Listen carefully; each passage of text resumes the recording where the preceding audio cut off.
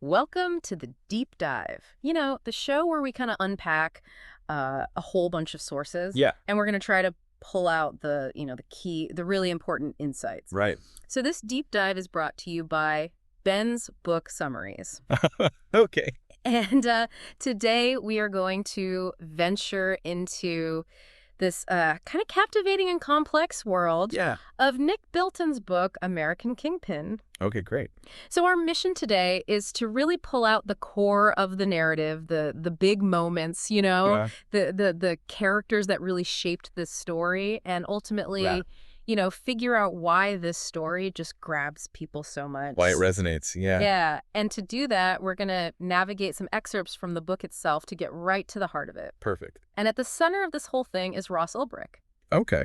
This is the young man who basically came up with and launched Silk Road, which completely changed Right. the internet's hidden corner. It really did. Yeah. Yeah, it's kind of mind-blowing. Yeah. Bilton does a really good job of laying this story out, kind of taking it from the very beginning Yeah. all the way to the dramatic conclusion. Right. And really what we want to do for you, the listener, is distill those key elements. Right. And really kind of help you trace those origins from seemingly ordinary to, Yeah. this dramatic kind of unraveling Yeah. that happens. And what's really fascinating is, Yeah. you see this human story that's interwoven with the rise of this digital black market. Yeah, it's really fascinating, and that's what we're going to get into today. Absolutely. So let's just dive right into how this whole thing started. Okay. It all starts with this seemingly minor event. Right. A Homeland Security agent in Chicago named Jared Der-Yeghiayan Okay. intercepts a single pink MDMA pill that's adorned with a squirrel.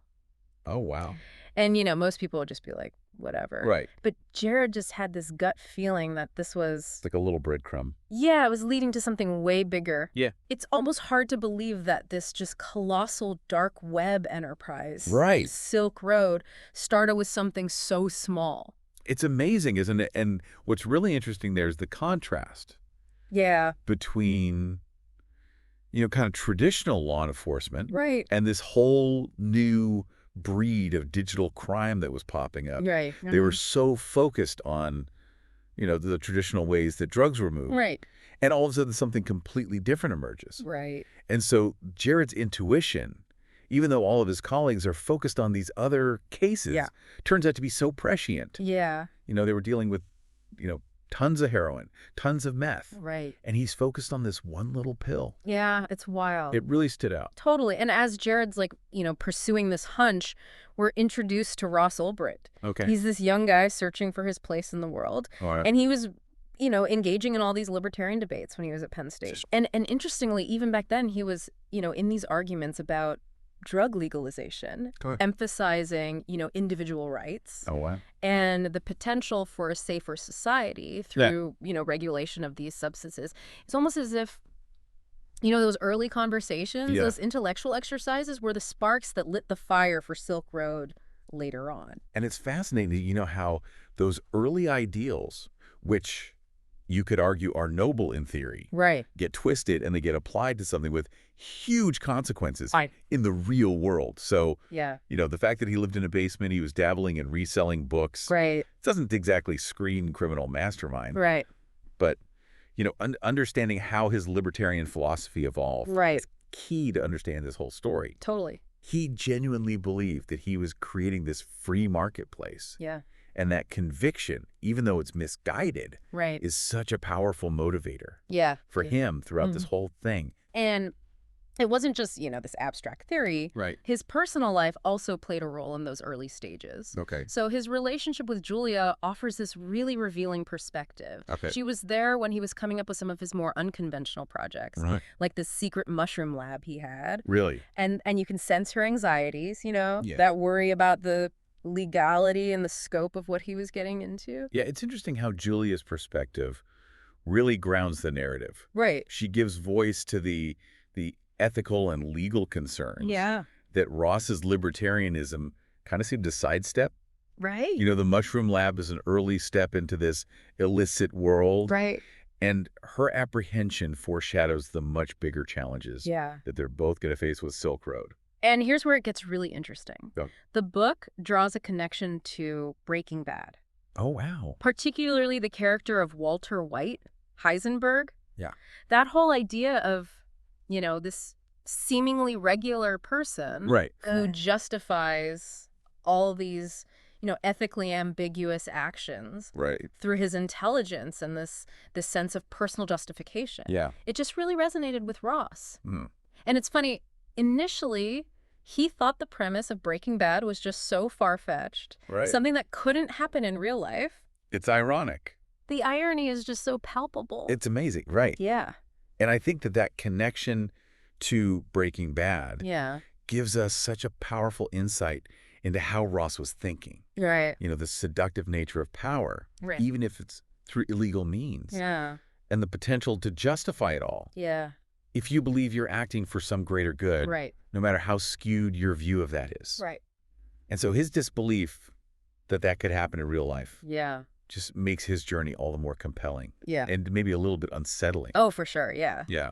So from those, philosophical discussions and all those kind of clandestine experiments, we see Silk Road start to take shape. Okay. It starts as this pretty modest platform for selling magic mushrooms. Right. But obviously doesn't stay that way for very long. Of course not. Pretty soon, other drugs find their way onto the website. Right. And that's when we start to see those intense debates between Ross and Julia. Yeah. Especially as harder substances show up. Right. It's just so interesting how he tries to rationalize it. Yeah. Leaning on, a rating system for safety. Yeah, it's really interesting, because he's trying to apply this free market ideology to something that is inherently dangerous. Right. Like illegal drugs. Yeah. And, while that rating system might seem logical, if you're trying to ensure quality and safety in a normal market, it completely ignores the risks of these substances. Yeah. It reveals a certain naivete, maybe a willful blindness to the potential harm that this could cause. Right. Totally. And as Silk Road keeps growing, we see all these key players kind of enter the picture. Okay. We have Variety Jones, who comes across as a consigliere, offering this really cryptic, almost philosophical advice. Right. And then there's Richard Bates, a friend and programmer who contributes at first, but eventually kind of backs away. Smart move. Yeah, sensing that things are getting a little too out of control. Right. These are the people in his inner circle. Yeah. During those early days of this, crazy black market. Absolutely. And those early collaborators are critical. Yeah. Variety Jones, with his, more worldly perspective. Right. Almost like he had underworld connections. Yeah. Probably gave Ross a lot of strategic guidance. Right. Because Ross was kind of naive. And then Richard Bates, him leaving the project really highlights how uneasy people were getting as Silk Road's notoriety was growing. Right. The scale of it was just exploding. It's wild. And meanwhile, on the other side of the screen, you have law enforcement. Yeah. And they're starting to pick up on something strange. Okay. So Jared in Chicago is just persistent, diligently following those leads from that single pink pill. Wow. But you see these fragmented efforts initially. He runs into skepticism from his bosses who are dealing with the more, traditional drug trafficking. The old school stuff. Yeah, exactly. Yeah. And then you have Carl Force in Baltimore. Okay. And he's taking a totally different approach that we'll talk about a little bit later. Okay. But it just shows, this initial confusion and lack of, procedure for dealing with this new type of crime. Yeah, the early response from law enforcement is really interesting. Yeah. It shows how much they were struggling to adapt to this digital landscape, traditional investigation, and how slow the government can be to move. Yeah. They weren't ready for something like Silk Road. Right. So Jared's persistence is amazing. Yeah. In the face of all that doubt. Right. And then Carl Force is doing things his own way. Yeah. It just shows the different approaches that we're developing to try and deal with this huge challenge. Yeah, it's really interesting. Yeah. And then we have the creation of the Dread Pirate Roberts persona. Okay. Obviously inspired by the Princess Bride. Of course. It starts as a way for Ross to stay anonymous. Right. But there's also this, idea that maybe he'll step away at some point. Right. And pass this identity on to somebody else. Interesting. It's this, carefully constructed online identity to shield him from the operation. Yeah, the Dread Pirate Roberts persona is so interesting. Yeah. It's deceptive, but it's also really smart. Yeah. It gave him a layer of protection. Right. And allowed this, this mystique to develop. Right. Around the leader of Silk Road. Right. And I love that it's inspired by The Princess Bride. Yeah. It adds a layer of whimsy. Yeah. To something that's, a serious criminal enterprise. Yeah. It also shows how Ross thought he could just control this. Yeah. And detach himself from it whenever he wanted. Right. Which, of course, didn't happen. Didn't exactly work out that way. Didn't work out that way at all. Yeah. So as Silk Road is, getting bigger and bigger, it starts to draw this unwanted attention. Right. Media is picking up on it. Yeah. Law enforcement is really interested.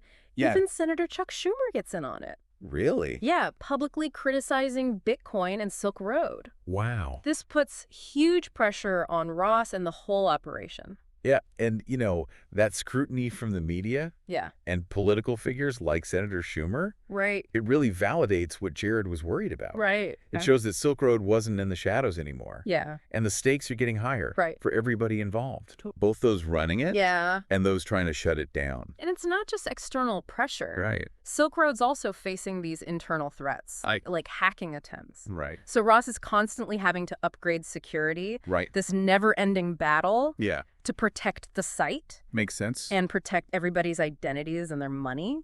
And it shows you just how risky it is. Yeah. To run one of these illegal marketplaces online. Right. The threat of getting hacked. Right. It just highlights how technically sophisticated you have to be. Yeah. And how dangerous it is. Totally. Even the most secure systems have weaknesses that can be exploited. Okay, so this next part is pretty disturbing. Yep. It involves Curtis Green, Okay. the forum moderator who was known as Chronic Pain. Okay. He stole a bunch of Bitcoin. Really? And this is a big turning point. Okay. Because this is when violence starts to become part of the picture. Oh, wow. Ross starts to think about using force to deal with the situation. Yeah. And it's dark. Yeah. This internal conflict he's having. Right. The justifications he makes, it's disturbing. It is. And then there's the staged torture photos, which are just chilling. The Curtis Green incident is a huge escalation. Yeah. For Ross, his actions are changing. Right. He's considering violence. Right. He's faking a torture. Right. It shows a transformation from this idealist to somebody who will do whatever it takes to protect what he's built. Yeah. It raises these big questions about power and ambition, how it can corrupt you. Totally. And then enter Chris Tarbell and Gary Alford from the FBI and the IRS. Okay. And they come at the investigation from totally different angles, which highlights, the collaborative effort that's going to eventually, lead them to Ross. Okay. And Gary's initial suspicion starts with just a Google search. Really? Yeah, so simple. And the importance of the Momi Toby's Cafe IP address. Okay. It's almost like a lucky break in this complex investigation. Right. How these little clues start to connect. Yeah. Tarbell and Alford. Yeah. Represent this more sophisticated phase of the investigation. Right. They have different areas of expertise. Tarbell is a cybercrime expert. Right. Alford knows how to track finances. Right. And that's crucial in figuring out this whole Silk Road puzzle. Totally. Gary's Google search might seem random. Right. But it shows how important even basic investigation is in the digital world. Yeah. And how small pieces of information can be huge. Yeah. The Moni Toby's Cafe IP address is this link. Yeah. Connecting this anonymous person online to an actual place and a real person. And then there's the seizure of the Icelandic server by the FBI. This is a big win. Right. Because it gives them all this data that's not encrypted. An unfiltered look at how Silk Road worked. So they get to see everything. Everything. Yeah, the seizure of that server is a game changer. Totally. The fact that it wasn't encrypted gave them this window into the inner workings of Silk Road. Totally. They get to bypass all that anonymity that Silk Road was built on. Yeah. The walls start to come down. Totally. And they see the true scale of this. Okay, so following that, law enforcement starts to connect Ross Ulbricht to the Dread Pirate Roberts persona. Yeah. And it's through these digital breadcrumbs. So there's a post on Stack Overflow where he's asking for help with coding related to Tor. And then they find fake IDs that he ordered with his picture on them. Wow. And all these seemingly unrelated things start to form this connection. It all comes together. Yeah. And those clues are what break through Ross's anonymity. Totally. That Stack Overflow post is huge. Yeah. It connects his real name to these technical questions about Tor. And then the fake IDs. They just further solidify the connection. Between Ross and the Dread Pirate Roberts. And they show how much effort he put into hiding himself while he was running this whole thing. And then finally the takedown. Okay. The day they arrest Ross. At a library in San Francisco. Wow. The meticulous planning by law enforcement. That crucial moment when they catch him logged into Silk Road's back end. Oh, wow. It's like a scene from a movie. Yeah, the arrest at the library is the result of years of investigation. So much careful planning. And that moment when they catch him logged in, that's the proof that he's in control of Silk Road. It shows just how dedicated law enforcement was to finally closing this case. And the evidence goes on and on. They find all these incriminating files on his computer, scripts folder, handwritten journal entries. Wow. It just seals his fate. Yeah, and those digital and physical pieces of evidence leave no doubt that he was running Silk Road. You know, those scripts and those notes, they are the tangible connection between this online persona and the real person. They lay out the inner workings of it and show what was motivating him. So the trial that followed became this huge public spectacle. The defense tried to argue entrapment, saying Wright is a scapegoat. But the prosecution had this really strong case based on the evidence from his computer and the server. In the end, the verdict was guilty. Wow. And he was sentenced to life in prison. Wow. The judge really emphasized, you know, the seriousness of the crimes and the damage caused by the drugs that were sold through Silk Road. And that trial really highlights the challenges of dealing with cybercrime. You know, trying to apply these old laws to these new online activities. And despite what the defense was saying, they had so much evidence that he was convicted. And given a really serious sentence. It shows how seriously the legal system was taking this. This whole idea of making it easy for people to buy drugs. And we also see what happens to some of the other key players. Carl Force and Sean Bridges. Two law enforcement agents who ended up doing some shady stuff. Really? Yeah, during the investigation. Wow. And then there's the eventual arrest of Roger Thomas Clark. Also known as Variety Jones. Oh, wow. It's crazy how those lines between, you know, law and crime can get blurred. You know, it's interesting because even people in law enforcement got caught up in this whole Silk Road thing. It shows how corrupting something like this can be. And the arrest of Variety Jones shows how international this was and how far law enforcement had to go to find these people. And the impact of Silk Road is undeniable. It's a big part of the dark web's history. And it totally changed how law enforcement approaches crime online. Absolutely. They even have an exhibit at the museum. Really? Yeah, with artifacts from the investigation. Wow. Which just shows you how historically significant this whole thing is. Yeah, Silk Road was a turning point for online crime. It showed how these illegal activities could thrive completely anonymously. And it forced law enforcement all over the world to change their strategies and get better at dealing with this stuff. The museum exhibit is this physical reminder of how big this case was and how it's changed how we think about digital crime. So throughout American Kingpin, there are all these really memorable quotes and these little stories that just stand out, like the quotes at the beginning. One from Nathaniel Hawthorne and then one from Walter White. You know, his line, "I did it for me, I liked it, I was good at it, and I was alive." That sums up Ross's motivation. Those opening quotes are brilliant. They set the tone for the whole book and give us a glimpse into what's driving Ross. And that quote from Heisenberg really sticks with you. It's about finding purpose and meaning.